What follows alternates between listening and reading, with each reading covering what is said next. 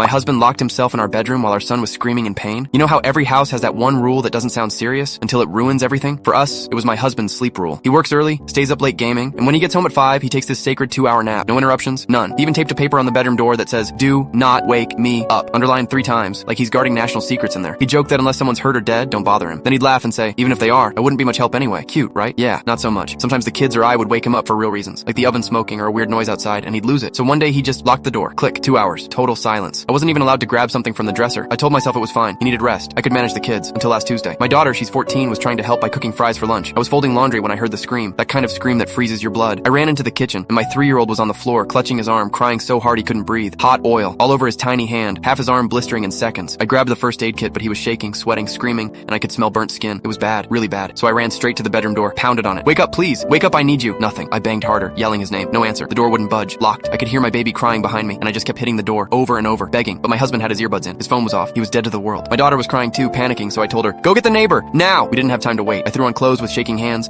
grabbed a towel to wrap around my son's arm, and when the neighbor came running, we jumped in her car and sped to the hospital. I kept looking at my boy's hand, the skin already bubbling, thinking, please let him be okay. And underneath that, how could his father just sleep through this? 2 hours later, when we got home from the ER, my son's arm wrapped in gauze, crying softly into my shoulder. My husband was pacing in the living room. He looked furious. "Where the hell were you?" he snapped. "I texted you 10 times. I just stared at him. Then I held up our son's bandaged arm. He froze. What happened?" I said, "What happened is I was pounding on that locked door while our son was screaming in pain." His face twisted like he didn't understand. Then he said, "I had my earbuds in. I didn't hear anything. That's when I lost it." "You didn't hear your own son screaming? You didn't feel me hitting that door? You locked yourself away while your family needed you." He snapped right back. "Don't put this all on me. You left a toddler unsupervised in the kitchen. That's on you." I just stood there shaking. I couldn't believe he said that. I couldn't even look at him. I walked past him, went to the bedroom, and I took a screwdriver. One screw at a time, I ripped that damn lock out of the door. He came storming in, shouting, "What are you doing?" I said nothing, just kept unscrewing. Click, click, click. He yelled, "You have no right. You're destroying my peace, my sleep, my mental health." And I just turned around and looked at him, really looked at him. "Your peace?" I said quietly. "Our son was screaming for you." He didn't answer. He just stood there, arms crossed, jaw tight. When I finished, I dropped the lock in his hand, cold metal against his palm, and I walked away. He followed me down the hall, shouting, "You're bossy. You're controlling. You don't respect my boundaries." I didn't even turn around, because I knew if I said one more word, I'd break something. That night, he slept on the couch, and for the first time in months, the bedroom door stayed open. No sign, no lock, no sound of a game controller clicking in the dark, just silence, the kind that feels heavy, like the air right before a storm hits.